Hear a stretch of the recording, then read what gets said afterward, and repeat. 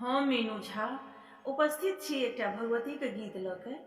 कोशिश करै छी सब गोटे के नीक लागे। धन्यवाद।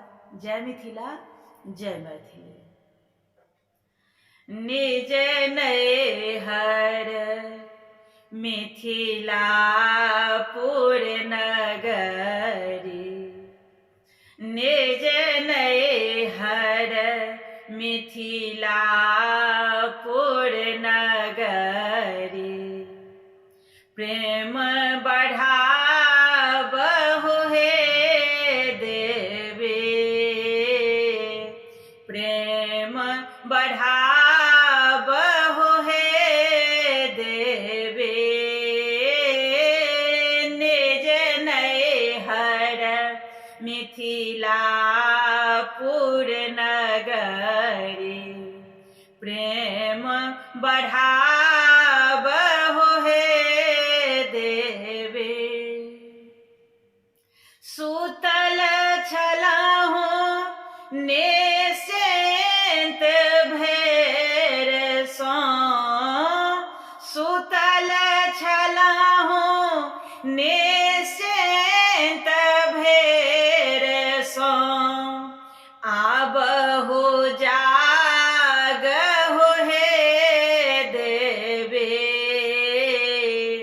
आबहु जागहु हे देवी।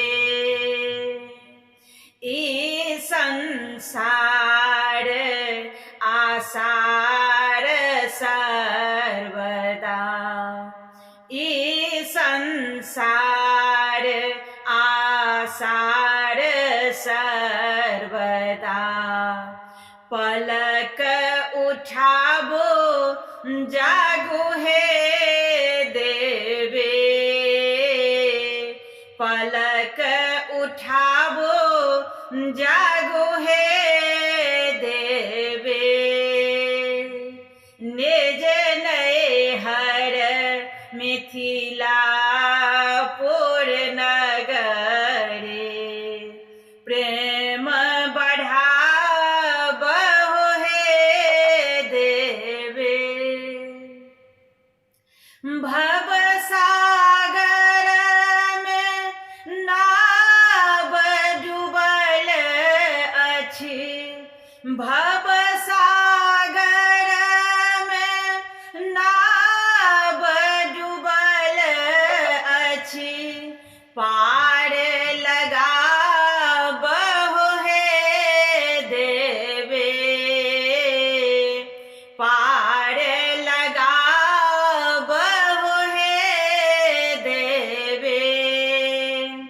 धन जन हम किछुओ ने मंगै छी, धन जन हम किछुओ ने मंगै छी, कृपा दृष्टि राखू हे देवी,